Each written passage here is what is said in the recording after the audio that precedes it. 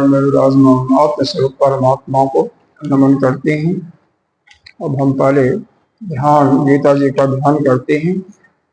ओम पार्थाय प्रतिबोधितां भगवता नारायणेन स्वयं व्यासेन ग्रथितां पुराणमुनिना मध्ये महाभारतम् अद्वैतामृतवर्षिणीं भगवतीम् अष्टादशाध्यायिनीम् अम्ब दाम अनुसन्दधामि भगवद्गीते भगवद्गीता नमस्तुते व्यास विशालबुद्धे वल्लभविन्दाय तपत्रनेत्र येन त्वया भारततैलकोण प्रज्वालितो ज्ञानमयो प्रदीप प्रपन्नपारिजाताय स्तोत्रवेत्रैकपाणये ज्ञानमुद्राय कृष्णाय गीतामृतदुहे नमः। सर्वोपनिषदो गावो दोग्धा गोपालनन्दनः पार्थो वस्य श्रीरप्रोक्ता दुग्धं गीतामृतं महत्। वसुदेवसुतं देवं कंसचाणूरमर्दनं देवकी परमानन्दं केशवं वन्दे जगद्गुरुं। भीष्मद्रोणतथा जयद्रथजला गान्धारनीलोत्पला शैलग्राहवती कृपेणवहनी कर्णेन्दुकुला आस्वस्तामं विकर्णघोरमकरा दुर्योधनवर्धिनी शोतिराकल्पाण्डैरणनदी सर्वर्तकः केशव पाराशरवच सरोजममलं गीतार्थगन्धोद्गलं नानाक्षान्तकेशरं हरिकथा सम्बोधनमोदितम्। लोके सज्जनशतपरैरहरः पीयमानं मुरः भूया भारतपङ्कजं कलिमले प्रदंसिनो श्रीयस् मोहं करोति वाचालं पङ्गुलं हरति गिरिं जपिकृपागमहं वन्दे परमानन्दमाधवं। जं ब्रह्मा वरुणेन्द्ररुद्रमरुतः अस्तु अञ्जलिर्गैः अस्तु वेदैः साङ्गपदक्रमोपनिषदैः गायन्ते जनसानगा जानावस्थिततद्गतेन मनसा पश्यन्ति यमयोगिनो शान्तं न विदुः सुरसुरवरा देवाय तस्मै नमः देवाय तस्मै नमः। हम लोग श्रीमद् भगवद गीता की 14वें अध्याय का भगवान के दिए गए उपदेशों का श्रवण कर रहे हैं। ये प्रकृति में 3 गुण हैं, सत्य रज और तम। यह तीनों गुण के द्वारा ही यह जो अज्ञान से युक्त जीव है, अज्ञान सहित रहित नहीं सहित अज्ञान के साथ जो जीव है, जीव बना हुआ जीव है नहीं, भाषित जीव है। वास्तव में तो है क्या? नित्य शुद्ध बुद्ध मुक्त आत्मा, परमात्मा स्वरूप है। लेकिन इस शरीर के साथ अपना रिश्ता संबंध बना लिया कि यह मैं हूं, ये मेरा शरीर है, यह ज्ञानेंद्रियों मेरी हैं, इनके द्वारा जो मैं ज्ञान प्राप्त कर रहा हूं वो मैं प्राप्त कर रहा हूं। यह कार्यकरण रूपी संघात है, शरीर है, इससे जो कार्य हो रहा है मैं कर रहा हूं। और जो अंतःकरण के रूप में जो भोग रहा है उसको स्वयं भोक्ता बन करके यह तीनों ग्रंथियों से युक्त होकर के वो जीवत्व भाव को प्राप्त हुआ और इन तीनों गुणों के से युक्त हो। अब जो इन तीनों गुणों से युक्त होगा क्योंकि प्रकृति में ये तीनों गुण विद्यमान है। यह शरीर जो है इसी प्रकृति के पंच महाभूतों से, जो प्रकृति से ही उत्पन्न हुई है। प्रकृति से कैसे उत्पन्न हुई? प्रकृति से महत्त्व, महत्त्व से अहंकार, अहंकार से फिर यह अपना सारे आकाश, वायु, अग्नि, जल और पृथ्वी उत्पन्न हुए। ऐसा ही यहाँ पर वर्णन है। तो यह जो पंच महाभूतों के ही मिक्सचर से यह जो अस्थूल शरीर दिखाई देता है, यह बना हुआ। इन्हीं के जो अपरिचीकृत हैं पंचमहाभूत, इनके सप्त गुण से अंतःकरण बना हुआ और इन्हीं से ज्ञानेन्द्रिया बने हुए हैं रजोगुण के। इन्हीं के रजोगुणों से, तमोगुण से इनके कर्मेंद्रिया बनी हुई, रजोगुण से ही प्राण बना हुआ उनके मुख्य से। इस प्रकार से इस शरीर के कार्य कारण असंघात यानी हर एक जगह यह तीनों गुण लक्षित होती हैं, सत्य, रज और तम। चाहे अंतःकरण ले लें, चाहे आप अंतःकरण में तो वह निर्मल है, सत्य गुण से बना हुआ, लेकिन बाहर से आ जाते हैं।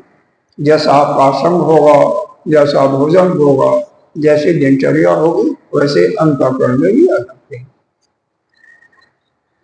और बाकी शरीर, ज्ञानेन्द्रिय, कर्मेंद्रिय तो इसमें सप्तरस्तम तीनों गुण है। तो जो गुण आपका हावी होता है वैसे ही आपका लक्षण होता है, वैसे ही आपको शरीर के प्रतीति होती है। जैसा वह गुण होता है उसी के अनुसार आपकी गति भी होती है। अब प्रश्न इस पर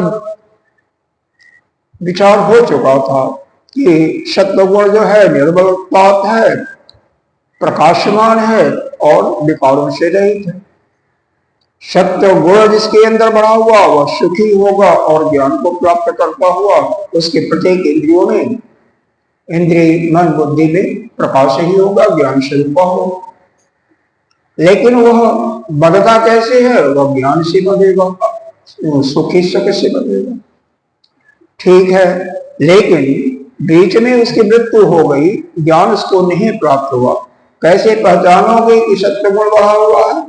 तो भाई उसका पूरा दिनचर्या जो होगी, पूजा पाठ, स्वाध्याय, यज्ञ, तप इत्यादि, सत्संग का श्रवण धर्म इत्यादि हो रहा, जाप कर रहा, इसका मतलब सत्संग सत्वगुण बढ़ा होगा। लेकिन बीच में मृत्यु हो गई, न तो भगवत प्राप्ति हुआ और न तो ज्ञान की प्राप्ति हुई। ऐसी अवस्था में उसकी ऊर्ध्व गति होती है। ऊर्ध्व गति मतलब यह जैसा उसके कर्म होंगे, जैसे उसकी इच्छाएं होंगी, कामनाएं होंगी, उसी के अनुरूप इंद्रलोक, देवलोक, वरुण लोक, गंधर्व लोक, ब्रह्मलोक इत्यादि प्राप्त होगा। अगर उसके अंदर रजोगुण की वृद्धि होगी तो रजोगुण रागात्मक वृद्धि, वह राग उत्पन्न करता है, राग और द्वेष उत्पन्न करता है। तो कैसे रहता है? तृष्णा संग समुद्भव, तृष्णा के संग पैदा होता है। यानी जो कुछ छोटी छोटी वस्तु भी है तो उसके लिए और भी और आगा और उसकी कामना बढ़ती जाती, पिपाशा है प्रकार से। जैसे कई बार गर्मी में प्यासा आदमी होता है, पानी पीता रहता है, उसकी प्यास नहीं जाती, ऐसा मालूम होता है कि पानी और चाहिए, पानी पी लिया, वैसे ही उसकी पिपाशा नहीं बढ़ती। बांधता कैसे है? कर्म संगई, कर्म के साथ लगा देता है, उससे बनता है। और उसमें कैसे उसका लक्षण कैसे समझें, कैसे माने कि किसी के अंदर रजोगुण बढ़ा हुआ? तो भाई हर समय वह कोई न कोई और उसकी बुद्धि एकाग्रचित नहीं होगी, कोई न कोई कर्म करता रहेगा। कभी यह कर्म किया, पूरा नहीं हुआ कि दूसरा कर्म शुरू, तीसरा कर्म, अलग अलग प्लान बनाता रहेगा। अब यह करना वह करना इत्यादि। कभी क्रोध करेगा, कभी, और लोभ उसका मुख्य साधन, लोभ बढ़ा हुआ है, इसका मतलब क्या है? रजोगुण है। तो वह अगर मृत्यु को प्राप्त हो गया तो क्या होगा? तो प्राप्ति है वह इसी कर्म लोक में यानी मनुष्य योनि में इस जो पृथ्वी है इसी पर आएगा, मनुष्य योनि में आएगा और फिर अपने कर्मों के अनुसार नीचे नीचे योनियों में जाएगा। जैसे उसका कर्म होगा, अच्छा कर्म होगा तो राजा के घर धनी परिवार में होगा, खराब कर्म होगा तो झुग्गी झोपड़ी पैदा होगी। अब रह गया ठीक है तमोगुण अगर होगा तो तमोगुण जो है अज्ञान के साथ बांधता है, उसका मेन अज्ञान से सभी गुणों को ढक देता है। और प्रवृत्ति लक्षण क्या है, वृत्ति क्या होती है, तो बताया गया अगर अज्ञानी है, अरे अज्ञान से क्योंकि ढका हुआ है, उसके अंदर मोह होगा, प्रमाद होगा, आलस्य होगा, निद्रा होगा। और यदि बीच में और बांधता कैसे है, अज्ञान के साथ ही बांधता है, मोह के साथ बांध देता है। सतोगुण सुख के साथ, रजोगुण कर्म के साथ और तमोगुण जो है मोह के साथ, अज्ञान के साथ। मृत्यु होती है तो तिर्यक योनि बताता है। तिर्यक योनि मतलब पशु पक्षी, वृक्ष, कीड़े मकोड़े इत्यादि योनि मिलता है। न तो मनुष्य योनि मिलती है, न तो देव योनि मिलती है। अब इसके बाद यह तीनों गुणों से जो युक्त पुरुष होता है, पुरुष का मतलब पुरुष हो, स्त्री हो या थर्ड जेंडर का हो, कोई भी हो, उसको इसके अनुसार उसके लक्षण बता दिया गया, उसका स्वरूप बता दिया गया। गुण अगर जिसके अंदर हावी होगा कैसे उसको आप पहचानोगे वही बता दिया गया, कैसे बांधता है और मरने के बाद कौन सी गति होती है। अब यह बता रहे हैं इससे कैसे मुक्त होंगे, बंधे हुए हो तो कैसे मुक्त होंगे, उसके विषय में कल 19वां श्लोक पढ़ा गया था। अब 19वें से आगे पढ़ते हैं। ना अन्यम गुणेभ्यः कर्तारं यदा दृष्टा अनुपश्यति गुणेभ्यश्च परं वेति मदभावं सो अधिगच्छति। कह रहे हैं जिस समय दृष्टा पुरुष जो है वह जब ज्ञानी हो जाता है, भाई जब तक अज्ञान रहेगा तब तक उसके जीवत्व भाव रहेगा, लेकिन जब उसके अंदर ज्ञान का प्रगटीकरण हो जाता है तो जितने भी गुण हैं, चाहे सत्व है, रज है, तम है, जो भी गुण बढ़ा हुआ है वह उससे ऊपर उड़ जाता है। और कर्ता वह स्वयं नहीं देखता है, कर्ता अन्य कोई है। वास्तव में इस धरा पर, इस सृष्टि के अंदर जो भी कार्य संपादित होते हुए हैं, हम ऐसा महसूस करते हैं कि हमने यह कर्म किया, लेकिन वास्तव में आप करने वाले नहीं हो। करने वाले तो यह प्रकृति के यह तीनों गुण ही हैं। यह गुणा गुणेश वर्तन्ते इति मत्वा न सज्जन्ते, ये गीता जी का वाक्य तीसरे अध्याय का। तो गुण गुण में ही बरतते हैं और यह सारे कार्य का संपादन होता है। इसका मतलब यह हमारा अभिमान होता है, अहंकार होता है कि हम अपने को करने वाले मानते हैं। तो अगर ज्ञान हो गया उसके अंदर तो अपने को कर्ता मानना भूल जाएगा। एक बढ़िया है, तो क्या उसकी मुक्ति हो जाएगी? कहते हैं इतने ही नहीं, अगर मान लो दूसरे को भी दूसरा कोई करता है, उसके कारण से उसको कोई परेशानी होती है और उसको भूल करके कर्ता मान लिया तो भी वो फंस गया। तो ना तो वह स्वयं करता है और न तो उसके दृष्टि में कोई अन्य भी करता है, अन्य कोई करता नहीं। करता फिर कौन है? केवल प्रकृति। जैसे आपका किसी के साथ दुश्मनी है और वो आपको गाली दे रहा है, धमका भी रहा है, या कोई गलती हो गई आपसे, आपसे तो नहीं होती गलती, तो क्योंकि कार्य करने वाले आप नहीं हो, प्रकृति कर रही, जानबूझ करके मत करना, बस इतना ध्यान रखना। तो आप यह सोचो, आपके अंदर यदि यह भाव आया कि उसने मेरे साथ ऐसा किया, उसने मेरे साथ गलत व्यवहार किया, यहीं पर यह पुरुष जो है फंस जाता है, क्योंकि वह नहीं किया है। क्या कौन किया? बड़ी थोड़ी सी विचित्र बात है। अरे भाई, उस समय उसके अंदर तमस गुण बढ़ा हुआ है, तमोगुण बढ़ा हुआ, तो तमोगुण के कारण आपको ऐसा हुआ, या रजोगुण बढ़ा हुआ इसलिए आपको मार पीट दिया। शतोगुण वही जब उसके अंदर वृद्धि होगी तो आपका सम्मान भी करेगा, आपको माला भी पहना सकता है, आपसे आदर से बहुत मीठी मीठी बातें करके पूछेगा। तो किसी भी जीव के अंदर एक समान सभी गुण हर समय नहीं होते हैं। अब आप अपना देख लीजिए, कभी आपके अंदर सतोगुण की वृद्धि होती है, कभी तमोगुण की वृद्धि है, कभी रजोगुण की। एक दृष्टांत से इसको समझने का प्रयास करेंगे। मान लो आपके अंदर सतोगुण की वृद्धि है, तो आपके अंदर इच्छा आई कि चलो नर्मदा और किसी चीज का परिक्रमा कर लिए, मान लीजिए वृंदावन गए, गोवर्धन जी की परिक्रमा कर लेते हैं। ठीक है, आपने परिक्रमा उठाया,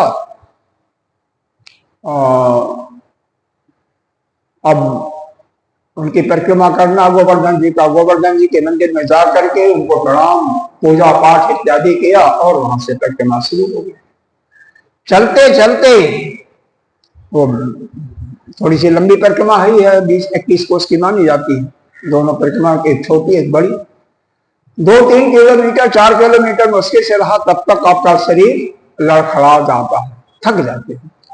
जब अच्छा अब यहां से विचार करो, जब तक आपके अंदर ये परिक्रमा आई, मंदिर में जाकर के दर्शन किए, पूजा पाठी की, तब तक क्या था? शतोगुण की वृद्धि थी ना थी। जब चलना शुरू किया तो क्या हो गया? आपके अंदर रजोगुण की वृद्धि हो गई। तभी तो चल रहे हो, नहीं तो नहीं चल पाते, शतोगुण में नहीं चल पाते। और फिर जब थक गए तो उस समय क्या आ गया? तमोगुण आ गया। तमोगुण क्या आएगा? थकान, आलस्य, निद्रा लेकर के आ जाएगा। मन करेगा कोई अगर रिक्शा वाला आता बैठ जाते, आ गया कुदरती रिक्शा वाला, उस पर बैठ गया और आ करके फिर अपना किसी तरह से पूरा करके सोते, जहां पर भी रुके होंगे जाएंगे सोने, तो नींद भी नहीं आती और उसी में हो जाती। तो जैसा यह गुण की वृद्धि हमारे कर्मों के अनुसार, हमारे सोच के अनुसार यह जुड़ा हुआ होता है, लेकिन वहीं पर कोई एक ऐसा साधक है कि भगवान का, गोवर्धन जी का जाप करता हुआ जा रहा है पूरा परिक्रमा और आराम से कर रहा है, तो चूंकि उसके अंदर जाप कर रहा है, हालांकि वो भी एक रजोगुण का कार्य है, लेकिन फिर भी उसके अंदर वह तमोगुण नहीं आएगी। तो फिर क्या करेगा? वो धीरे धीरे ही करेगा परिक्रमा, अच्छी तरह से पूजा करके, पूरा करके, फिर भगवान का पूजा इत्यादि करके और जा करके फिर अपना स्नान धुआ करके और अपना नित्य क्रिया करनी रहेगा, उसको निद्रा का भी अभाव हो जाएगा। तो यह गुण जो है, यह हमारे, जो हम बाहर से अपने अंदर जो ग्रहण करते हैं, जो दिनचर्या का सेवन करते हैं, जिनका संग करते हैं, उसके अनुसार भी निर्भर होता है। इस पर भी कल चर्चा हुई थी, कल परसों हुई थी। तो यह जो भी कार्य हो रहा है, यह इसके गुण कर रहे हैं, आप नहीं करने वाले हैं। इसलिए इसी को हर वक्त हमेशा यही हमारे अंदर यह भाव आ जाए कि जो हमने किया या दूसरे ने किया, वह गुण उसने नहीं किया न हमने किया। कौन किया? यह गुण के द्वारा ही सारे कार्य का संपादन हो रहा है। जिस मनुष्य के अंदर, जिस जीव के अंदर जिस समय सत्य गुण का वृद्धि होगा, वह सबके साथ अच्छा बर्ताव करेगा, भगवान का ध्यान, पूजा पाठ इत्यादि, स्वाध्याय, श्रवण इत्यादि में मन लगाएगा, रजोगुण का होगा तो कोई न कोई काम करता हुआ नजर आएगा, जाता हुआ नजर आएगा, किसी को डांटता हुआ, किसी को मारता हुआ भी नजर आ सकता है। तमोगुण का वृद्धि होगा तो वही उसके अंदर मोह, प्रवृत्ति, प्रमाद, आलस्य इत्यादि आएगा। तो यह वह व्यक्ति नहीं कर रहा है, वह मनुष्य नहीं कर रहा है, वह साधक नहीं कर रहा है, बल्कि उसके अंदर जो गुण जो हावी हो रहा है उसके अनुसार आपको कार्य करते हुए दिखाई पड़ रहा है। अब जैसे मान लो यहां पर आप बैठे हो तो इतने तुम्हें किस गुण की वृद्धि हो रही है? सतो गुण की वृद्धि। अगर चलना शुरू कर दोगे तो क्या हो जाएगा? लोगों से बात करना शुरू कर दोगे तो वह सतो गुण फिर रजोगुण में परिवर्तित हो जाएगा। इसलिए गुण को बनाए रखना है हमेशा, क्योंकि मृत्यु कब होगी कुछ पता नहीं है। तो हमेशा कौन सा आसन करो? जिससे वह कार्य करो, वह भोजन ग्रहण करो जिससे आपका सतो गुण ही बहे।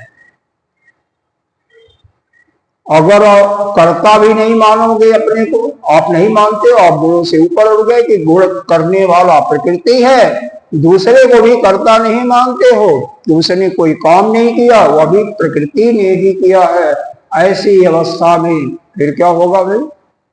अगर ऐसा भाव जिसके अंदर आ जाता है वह इस परमात्मा स्वरूप को ही प्राप्त हो जाता है, यानी इस दुखालय संसार में उसका पुनः आना शरीर छोड़ने के बाद बंद हो जाता है।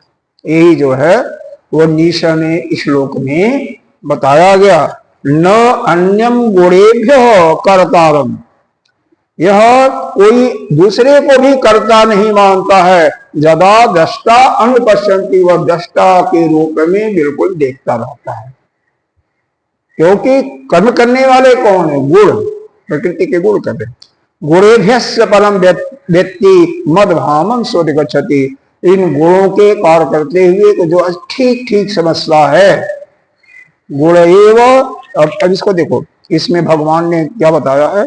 गुणेभ्य कर्तारम अद्य अन्यम जदा दृष्टा विद्वान, इसका बताया है गुणा एव सर्वावस्था सर्वकर्मणाम कर्तार इति एव पश्यति। मतलब जितने भी कार्य हो रहे हैं सब गुण ही कर रहे हैं, न स्वयं करने वाला है, न ईश्वर करता है, न आप करते, बस ईश्वर। न ईश्वर या परमात्मा ब्रह्म तो करता ही नहीं। ईश्वर जिसको भगवान मानते हो, ईश्वर मानते हो, वह भी कोई कर्म नहीं करता, आप भी कोई करता नहीं, क्योंकि आप भी क्या हो? आप ही तो ईश्वर हो। तो न आप करने वाले हो न परमात्मा करने वाले। तो हम जो भी कर्म करते हैं उसका अहंकार भी अपने अंदर नहीं रहना। जैसे हम जाप कर रहे हैं या नित्य प्रति सत्संग सुन रहे हैं, तो इसका अहंकार हमें नहीं लाना कि हम इतना किया, इतना जाप किया, इतना दान दिया, इतना हमने यज्ञ किया, कुछ नहीं। ऐसा अहंकार करने से उसका पतन हो जाता है। और जो जिसके अंदर कभी भाव आता ही नहीं कर्तापन का, न अपने लिए न दूसरे अन्य किसी के लिए, वही उस भगवत के स्वरूप को प्राप्त होता है। आगे 20वें श्लोक में भी इसी को व्यक्त किया हुआ है, कैसे प्राप्त होता है। 19 में बता दिया कि भगवत रूप को प्राप्त होता है, भगवत स्वरूप को प्राप्त होता है। इस 20वें श्लोक में बताया गया कैसे, किस प्रकार से प्राप्त होता है। तो आगे श्लोक पढ़ते हैं। गुणान एतान आतिथ्य तृण देहि देह समुद्भवान् जन्म मृत्यु जरा दुःखै विमुक्तो अमृतम अश्नुति। देखो, गुणा एतान मतलब जैसा कि बताया गया है, आतिथ्य जीवन ए अतिक्रम्य मतलब उनका अतिक्रमण कर लेता है। तीन देही, इस शरीर में जो तीनों गुण हैं, सत्य रज और तमस, सभी के अंदर हैं। चाहे कीड़ा हो, चाहे वह ब्रह्मा ही क्यों न हो, मनुष्य देवता में तो कोई बात ही नहीं, सभी के अंदर है। और जो इन तीनों गुणों का इस शरीर में जो देही यानी जो जीव जो अज्ञान के कारण जीव बना हुआ है, और जो इसका उत्क्रमण कर लेता है, यानी यही उसको अंतःकरण में ठीक ठीक बैठ जाता है कि यह जितने भी कार्य हो रहे हैं सब गुण ही आपस में बंट करके कर रहे हैं, हम नहीं करने वाले न दूसरा कोई करने वाला है। तो वह क्या होता है, जन्म मृत्यु जरा व्याधि दुख सबसे विमुक्त हो जाता है, और विमुक्त होकर के अमृतम अश्नुति अमृतत्व को प्राप्त हो जाता है, अमृत तत्व को प्राप्त हो जाता है।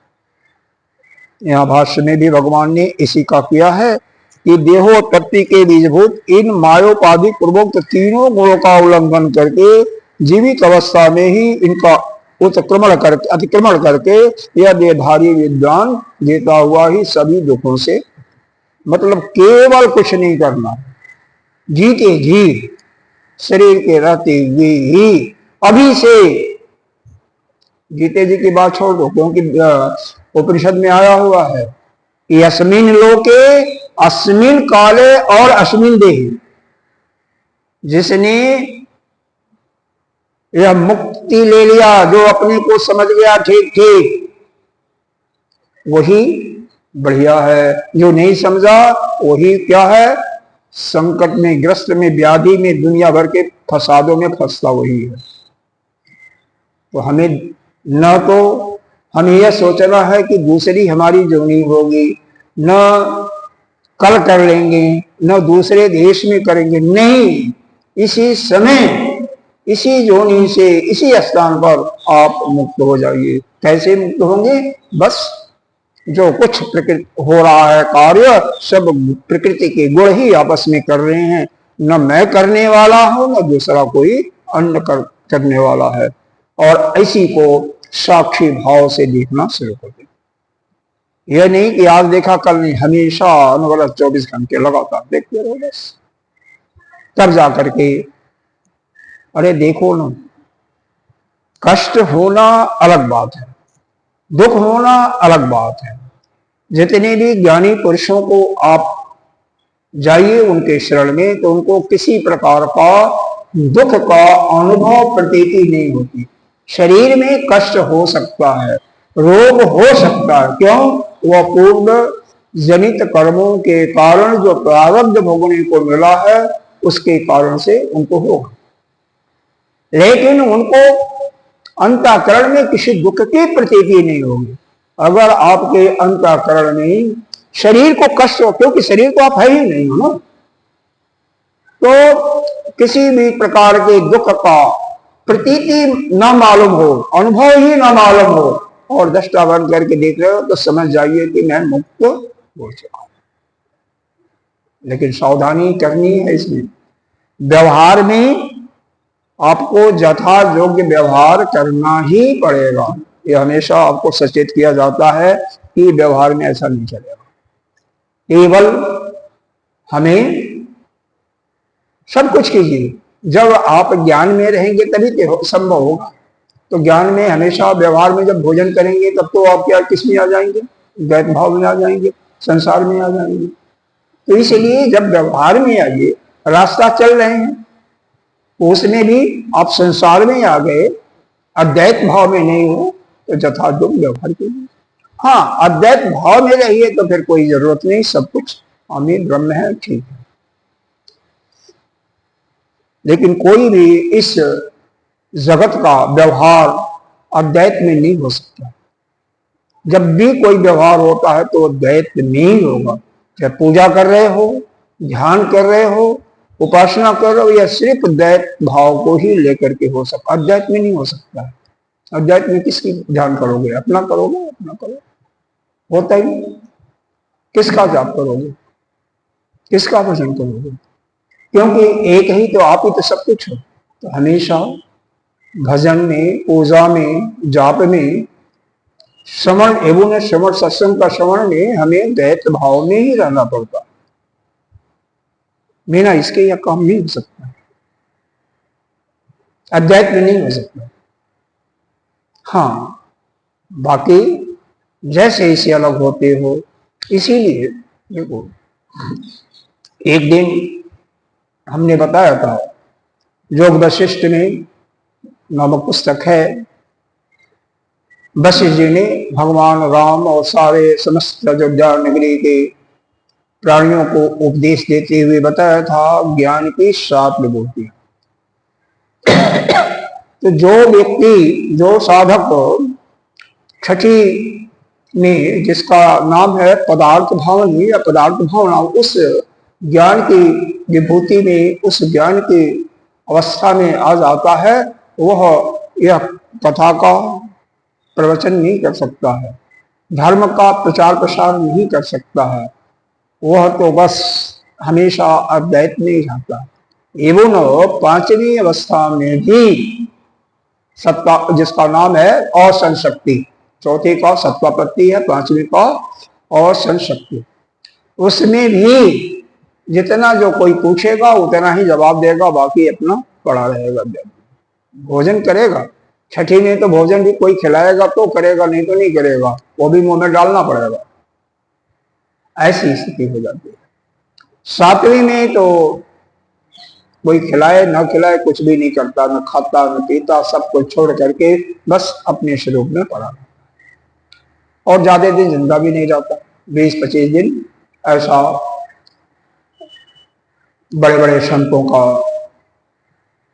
यह वचन है कि ज्यादा 7वीं भूमिका जो है तुरीयावस्था, उसमें नहीं रह पाता, छठी भूमिका में रह सकता है, उसका समय निर्धारण नहीं है, लेकिन भोजन कोई भी विशेष कोई करके, आग्रह करके उसके मुंह में डाल दिया तो कहेंगे। और संशक्ति में भी कुछ करता नहीं है, लेकिन कोई आ गया, कोई पूछ रहा है तो उसका जवाब देगा, मन करेगा जवाब देगा, मन करे नहीं देगा। जैसे उड़िया बाबा का किसी ने देखा होगा, वृंदावन में रहते थे, ऐसे ही करते थे। अब आइए अगला श्लोक। कलिंगैः स्त्रीन् गुणान् एतान् अतीतो भवति प्रभो, किम आचारः कथम चेताम् त्रीन् गुणान् निवर्तते। कहते हैं कौन कौन से लक्षणों के द्वारा जो ऐसा जीता हुआ पुरुष गुणों का अतिक्रमण करके जो अमृत का अनुभव जीते जीवन करता है, तो कह रहे हैं, अर्जुन कह रहे हैं कि भाई उसका लक्षण तो कुछ बताओ। वो अब अर्जुन पूछ रहा है प्रश्न भगवान से, किन किन लक्षणों के द्वारा, कई लिंगई, लिंग कहते हैं लक्षण, कई माने किन किन लक्षणों के द्वारा, 3 गुणान एतान अतीतो, यह तीनों गुणों से युक्त हुआ पुरुष भवति प्रभो, वह कैसे उसका फिर अगर इन गुणों का जो उत्क्रमण कर गया, अतिक्रमण कर गया, उसका स्वभाव कैसे दिखाई देता, कैसे मालूम होता, कैसे हम पहचानेंगे कि आचारः, एक प्रश्न यह हो गया। दूसरा प्रश्न है उसका आचार व्यवहार कैसा होता है, आचार कैसे होता है। चेतान स्त्रीन् गुणान् वर्तते, तीसरा प्रश्न इसमें यह बताया कि उसका फिर किस प्रकार से यह तीनों गुणों से अतीत हो सकता है, तीनों गुणों से ऊपर वह कैसे गया, कैसे जा सकता है। दूसरे रूप में पूछा जाए तो किस प्रकार से उसकी मुक्ति, मोक्ष की प्राप्ति होती है। तो ये तीनों प्रश्नों को याद रखिएगा। किन किन लक्षणों से वह युक्त होता है, पहला प्रश्न। वह तो 7वें प्रश्न के उत्तर आ गए थे, आपके आ गए थे ना, नहीं उसमें एक प्रश्न बचा हुआ है, क्या यह जो ज्ञान प्राप्त कर लेता है, जो मुक्त हो जाता है, उसका लक्षण क्या है, और जो कैसे मुक्त होता है उसका प्रश्न चल ही रहा है, उसका उत्तर चल रहा है। वैसे तो उत्तर विशेष में बता दिया कि जब वह इन गुणों से ऊपर उठ जाता है, अतिक्रमण कर जाता है, तो वह मुक्त हो जाता है, एक प्रकार से बता दिया। लेकिन फिर यहाँ पर अर्जुन प्रश्न पूछ रहा है कि किन किन लक्षणों से युक्त होता है, कौन जो तीनों गुणों से अतीत हो जाता है, या तीनों गुणों का जो अतिक्रमण कर लेता है, मतलब वह कभी भी गुणों के द्वारा किए हुए कार्य को अपना नहीं मानता, वह करता नहीं मानता। उसका क्या लक्षण होता है, कैसा वह आचार है। आचार का मतलब आचार व्यवहार दोनों आ जाएगा, आचार और व्यवहार करता है, उसका आचरण कैसा है, मतलब यही हो गया ना। तीसरा, किस प्रकार से, किस उपाय से मनुष्य इन तीनों गुणों से ऊपर उठ सकता है।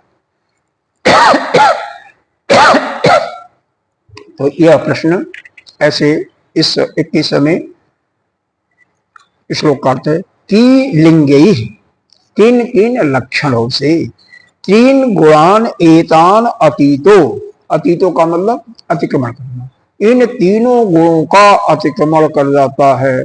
किन किन लक्षणों के द्वारा, या जो इन तीनों गुणों का अतिक्रमण कर दिया उसके कौन कौन से लक्षण होते हैं, कैसे हम उसके पहुंचा। भवती, देखो, कई लिंगई, ये तो बाद में इसको करो, तीन गुणान एतान अतीतो भवती जह, लगा दीजिए, जो इन तीनों गुणों से अतीत हो जाता है, यानी अतिक्रमण हो जाता है। हे प्रभु, कई लंगई, उसके क्या क्या लक्षण होते हैं, किन किन लक्षण होते हैं।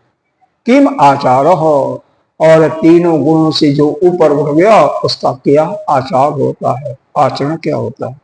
कथम च एताम तीन गुणान निवर्तन्ते, और कैसे इन तीनों गुणों से वह ऊपर उठ सकता है।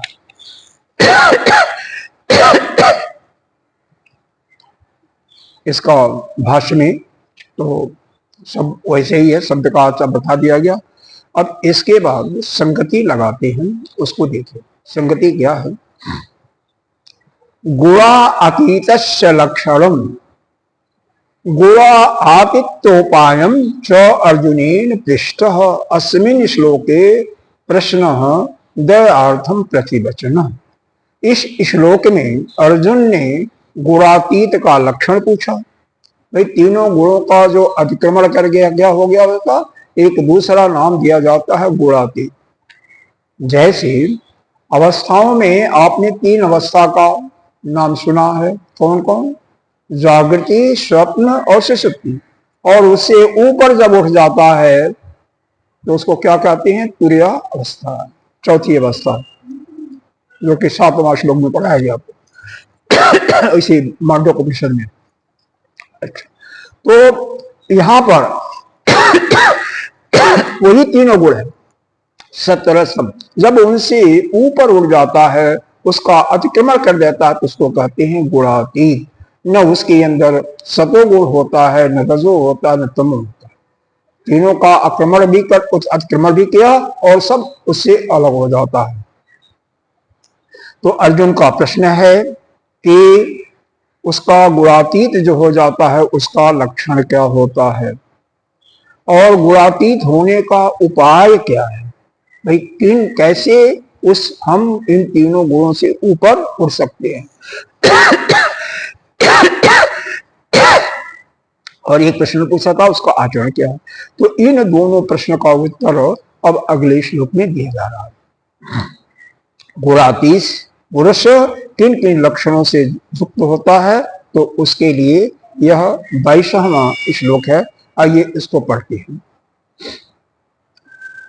प्रकाशम च प्रवृत्तिं च मोहम एव च पांडव न देष्टे संप्रवृत्तानि न वृत्तानि कांक्षते। देखो, प्रकाशम च, सत्य गुण का कार्य क्या है, प्रकाश, ज्ञान, यही है ना, बताया गया, पहले बताया गया। और प्रवृत्ति किसका कार्य है, रजोगुण का कार्य है प्रवृत्ति। प्रवृत्ति का मतलब कार्य में लगा देना। मोहम एव च पांडव, मोह किसका काम है, तमोगुण का। यहाँ पर गुण नहीं बता रहे हैं, वैसे बता रहे हैं। तो तमोगुण का क्या है, मोह। जब यह प्राप्त हो जाता है, न देष्टि संप्रवृत्तानि न निवृत्तानि कांक्षति, तब ये जब प्राप्त होते हैं, अर्थात भली प्रकार और विषय भाव से उपलब्ध होते हैं, तब वह इनसे द्वेष नहीं करता। भाई देखो, यह स्वाभाविक है, स्वाभाविक है कि आपके अंदर कभी सतोगुण हो और कभी रजोगुण हो और कभी तमोगुण हो। तो सतोगुण होगा, अभी आप गुणातीत नहीं बने हो, गुणातीत की अवस्था अभी नहीं प्राप्त की हो। तो सतोगुण की अगर वृद्धि होगी तो क्या होगा, आपके अंदर ज्ञान होगा, यानी प्रकाश हो जाएगा। रजोगुण अगर आ गया तो क्या होगा, प्रवृत्ति किसी काम में जुड़ जाओगे। जैसे मैडम गई, अभी रजोगुणी हो गई, अभी तक कुछ देर सतोगुणी थी, लेकिन मेरे ख्याल से तो बीच में वो रजोगुणी, उनका मन यहाँ नहीं था, क्योंकि जाप कर रहा था। दोनों काम एक साथ नहीं होता। जो जाप भी करता है, कथा भी सुनता है, तो वह उसका मन जाप में ही लगा रहता है, या कथा नहीं सुनता है, वो दिखावा करता है, दम्भ करता है। इसी को दम्भी भी कहते हैं। दम्भ जानते हो ना, दिखावा। एक साथ मन दो इंद्रियों के साथ नहीं लगता। कई बार मैंने सुनाया होगा इसको। मन अगर श्रोत इंद्रिय के साथ लगे रहेगा तभी जाकर के कथा का श्रवण होगा, और मन जब कर्मेंद्रिय के साथ होगा तभी जाप होगा। तो कर्मेंद्रिय के साथ जाप कर रहे हो और हाथ चल रहा है, मुंह भी चल रहा है, वाणी भी चल रही है, तो वाणी और कर्मेंद्रिय ये तो दोनों साथ साथ हो रहा है। तो इसके साथ जब मन लगा हुआ है तो केवल जाप होगा। तो दोनों एक काम एक साथ नहीं होते। मन से भी अगर जाप कर रहे हैं तो भी यह श्लोक जो सुन रहे हैं सत्संग, उसका ठीक ठीक सम्यक ज्ञान आपको नहीं हो पाएगा। जो सुनाया जा रहा है उसका सम्यक ज्ञान, उचित ज्ञान नहीं हो पाएगा। यानी जैसा व्यास पीठ से बोला गया, कहा गया, वैसा ही आप नहीं सुन सकते अगर दो काम एक साथ कर रहे हो। आपका मन कहीं और चला गया, शरीर यहाँ पर है, स्थिर है, तब भी आपको पूरा ज्ञान ठीक ठीक ज्ञान नहीं होगा। इसलिए जब तक आप बैठे हैं सत्संग में, बिल्कुल स्थिरता, शरीर भी स्थिर है, मन भी स्थिर है, और इंद्रिय लगी हुई है, मन उसके साथ है, तभी जाकर के इसका सम्यक ज्ञान होता है। जितना कहा जाए उतना अंदर भी होता है, और कोई शंका होती तो वह प्रश्न भी वही व्यक्ति को, वही मनुष्य पूछ सकता है, दूसरा नहीं पूछ सकता। तो लेकिन यह गुण तो होते रहेंगे ना। कभी प्रकाश हुआ, कभी मोह का लक्षण मालूम हुआ, कभी प्रवृत्ति का लक्षण मालूम हुआ, और या लोभ का लक्षण मालूम हुआ। तो जैसे यह आए, इनसे प्रभावित न हो। जैसे आपके अंदर कोई आपका कोई खास है, उसका मुंह आ गया, उसकी याद आ गई, तो उससे आप अपने को अछूते रहो। ठीक है, किसी चीज का लोभ आ गया तो भी आप उससे अछूते रह गए। कोई प्रवृत्ति का काम आया तो भी उससे आप अलग रहो। आप सिर्फ यह सोचो कि हमारे अंदर ऐसे मन में भाव आ रहा है, दृष्टा बन करके सिर्फ देखते रहो, और वह भाव आपके अंदर नहीं आ रहा, बल्कि गुण का प्रभाव हो रहा है। रजोगुण बढ़ा तो प्रवृत्ति आ रही है या लोभ आ रहा, तमोगुण बढ़ा तो मोह हो रहा है या आलस्य निद्रा आ रही है, शतगुण बढ़ा तो प्रकाश हो रहा है।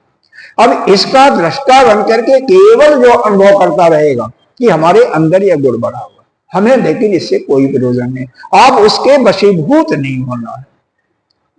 तो वही पुरुष क्या हो जाएगा, गुणातीत हो जाएगा।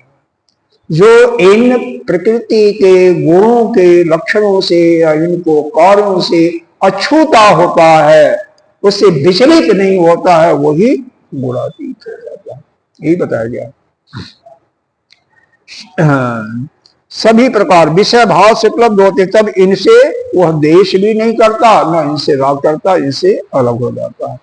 ऐसा है। अभिप्राय इसका बताया है कि मुझ में तामस भाव आ गया, इसका मोह हुआ तो तामस गुण आ गया, उससे मैं मोहित हो गया, या दुख रूप राजस प्रवृत्ति आ गई, मुझ में उत्पन्न हुई, राजस भाव ने मुझे प्रवृत्त कर दिया, इसने मुझे स्वरूप से विचलित कर दिया। यह जो अपनी स्वरूप स्थिति से विचलित होता है वह मेरे लिए भारी दुख है। ऐसा विचार करके वह हमेशा विवेकत्व ज्ञान को प्रदान करके, प्राप्त करके अपने स्वरूप में स्थित होता, मतलब इन गुणों के प्रभाव से जो विचलित नहीं होता, इनके प्रभाव में जो नहीं आता, वही गुणातीत होता है। न गुण से द्वेष करता है और न उनकी प्राप्ति हो जाती है तो उनसे द्वेष करता है। भाई सत्य रजतम, यह तीनों मूल प्रकृति के हैं, और आपका शरीर अंतःकरण सब इन्हीं से बना हुआ है। अरे पंचमहाभूतों से बना हुआ, तो पंचमहाभूत में भी तो तीनों गुण हैं, यह तीनों गुण हैं, तो उनसे न तो देश करता है, न उनका जब काम आया, कार्य हुआ, आपके अंदर महसूस हुआ, तो उससे आपको देश होता है, देश भी नहीं करता।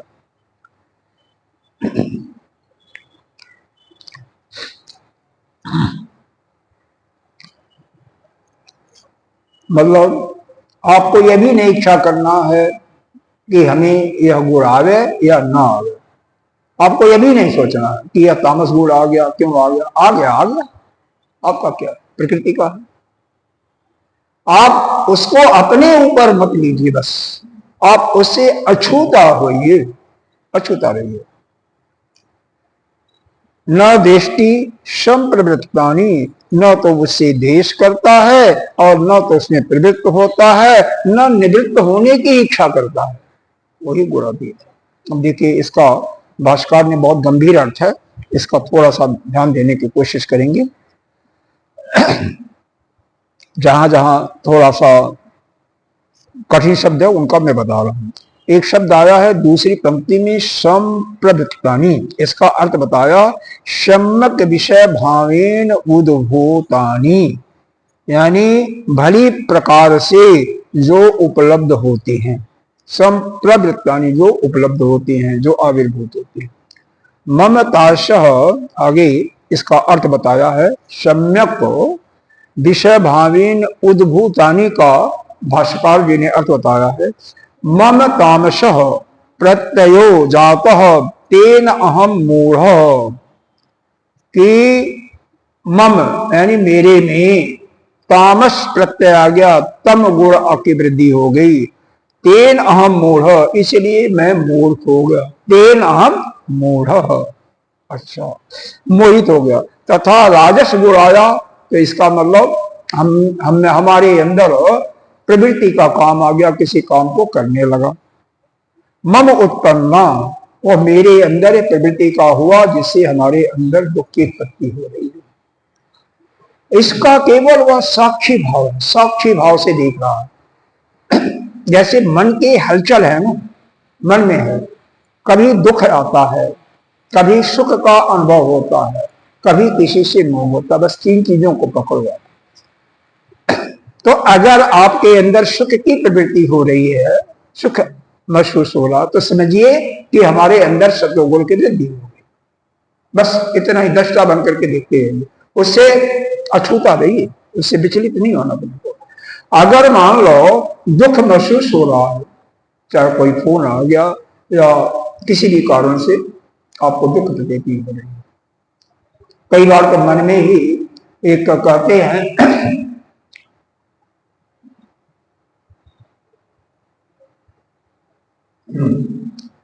कि अंतःकरण से स्वयं मन ही दुखित हो जाता है। कारण कोई भी होता है, पीछे का कारण होते हैं, उससे मन में दुख उत्पन्न हो जाता है, तो उससे भी विचलित नहीं होना, सिर्फ उसको देखने का भाव आ जाए कि हमारे अंदर यह चीज बढ़ा हुआ, यह ऐसा साक्षी भाव से देख रहा।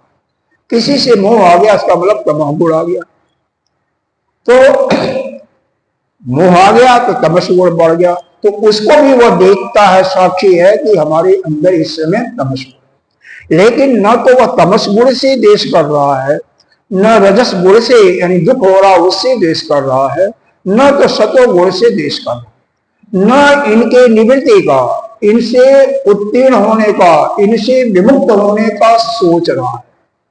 वह यह भी ना सोचा कि हमें तमस गुण से अलग होना है, नहीं, कुछ भी नहीं।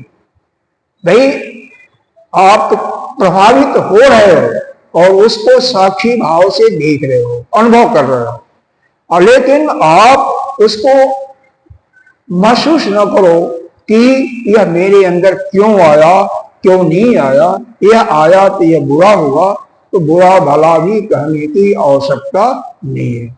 न उससे देश करो और न यह सोचो कि यह हमारे अंदर से चला गया, बस है ठीक है, क्योंकि वह अंतःकरण भी क्या है, वह भी तो जड़ है ना, तो अंतःकरण में आया, अंतःकरण में मालूम होगा हम तो उससे अलग हैं, बस हम महसूस नहीं करना। एक प्रकार से पूर्ण रूप से जीवक प्रभाव को ही समाप्त कर देना, जो अर्थ यहाँ पर गंभीर है, जो कि बताया नहीं गया है, खोला भी नहीं भाष्यकार ने बोला। जीवत प्रभाव जिसका समाप्त होगा, उसका शरीर को सब कुछ हो रहा है, उससे कोई मतलब नहीं, वह अपने स्वरूप में नित्य शुद्ध बुद्ध मुक्त आत्मस्वरूप में स्थित हो जाएगा। न तो इन गुणों के प्रभाव से वे द्वेष करेगा और न इनसे मुक्त होने की कोशिश करेगा। क्यों आया, आप रहा रहने दो। तो यही चीज लिखा है, तेन अहम रजसा प्रवर्तति प्रचलितः स्वरूपात् कष्टम मम वर्तते जह अयम मत स्वरूप अवस्थानाद भ्रंश तथा सात्विको गुण प्रकाशात्मा मा विवेकत्वम आपादयत सुखे च संजन बध्नाति इति तानि देष्टि असम्यक दर्शितेन तद एवं गुणातीतो न देष्टि न संप्रदानी। तो मतलब जब इन गुणों से अछूता बिल्कुल रहेगा, एक एक शब्दों का देखना हो तो मैं इसको समझाता हूं आपको। देखो यहाँ पर भाष्यकार ने खुद लिखा हुआ है, मम उत्पन्ना दुखात्मा, जब रजस गुण आया तो वह अनुभव करे कि मेरे से ही वह दुख उत्पन्न हुआ, दुख मेरे अंदर उत्पन्न हुआ है, इसका मतलब मेरे अंदर रजस गुण की वृद्धि हो गई है। अच्छा, कष्टम मम वर्तते, इस कारण से मेरे को कष्ट हो रहा है। मत स्वरूप अवस्थानाद भ्रंश, और क्या हुआ है, मेरे को स्वरूप से विचलित करने की कोशिश कर रहा है। सात्विक गुण आया, वृद्धि हुई सात्विक गुण की, तो अपने अंदर ज्ञान का आभास हो रहा है, प्रकाश का आभास हो रहा है, यानी फिर वह सोचा है कि मेरे अंदर विवेक आ रहा है, विवेकित्वम आपाद्यान सुखे च संजयन बध्नाति, जो कि मेरे को सुख के साथ बांधेगा।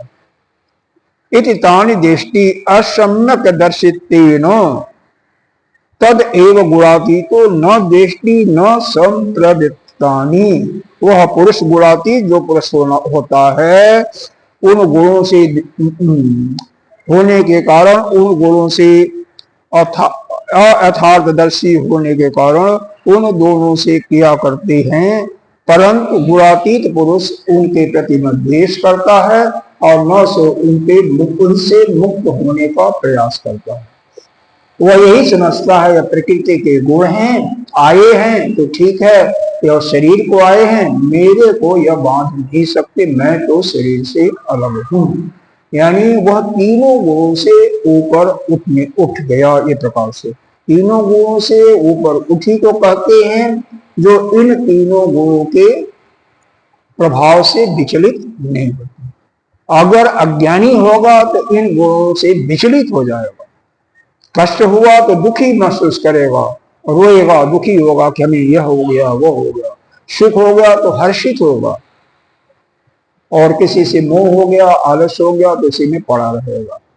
लेकिन जो गुणातीत पुरुष हो जाएगा, इन तीनों अवस्थाओं में वह अपने को बिल्कुल अलग ही रहेगा। जैसे उसी प्रकार से याद रखो, जैसे पुरुषोत्तम भगवान श्री रामचंद्र जी, शाम को आदेश मिलता है सुबह राजगद्दी का और सुबह मिलता है 14 वर्ष के वनवास का, लेकिन मन न तो शाम को हर्षित हुआ न सुबह दुखी हुआ। ऐसे ही मन बिल्कुल एक साथ, मन में किसी प्रकार का कोई विचलन नहीं। न तो उन्होंने माता कैकेयी से कोई देश किया, कोई देश किया था, कहीं वर्णन है? नहीं है ना। रामचरितमानस पढ़िए, रामायण पढ़िए, कहीं उनके मन के अंदर लेश मात्र भी माता कैकेयी के प्रति बुरा भाव नहीं आया था, न तो मंथरा के प्रति आया था,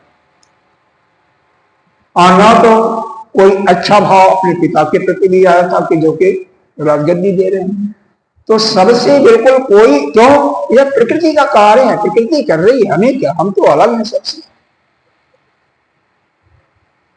ऐसा जब भाव आ जाता है, सब कुछ होते हुए भी बिल्कुल अपने में मस्त, न उससे अलग होने का मतलब, न उससे द्वेष करने का, बिल्कुल उससे बिल्कुल अछूता रहना, मन पर कोई विकार ही नहीं आना, उसी को कहते हैं गुणातीत। यह गुण जिसके अंदर आ जाता है जिस पुरुष के अंतर्गत, पुरुष का मतलब पुरुष, स्त्री या थर्ड जेंडर, वही क्या होता है, फिर इस संसार धरा से, दुखालय संसार में मरने के बाद पुनः नहीं आता, वही जीवन मुक्त हो जाता। इसी को कहते हैं गुणातीत। अब समय हो गया, कोई नहीं, एक दो लाइन पढ़ लेते हैं, फिर उसके बाद संहार बाद में करेंगे। यथा सात्विकादि पुरुष सात्विकादि कार्याणि आत्मानम् इति प्रकाश निवृत्तानि कांक्षति न तथा गुणातीतो निवृत्तानि कांक्षति इति अर्थ। जैसे सात्विक, राजसिक और तमस पुरुष जब सात्विक आदि भाव अपना स्वरूप प्रत्यक्ष करके और चले भी जाते हैं, पुनः उनको चाहते हैं, वैसे ही गुणातीत उन निवृत्त हुए गुणों को, कार्यों को नहीं चाहता है।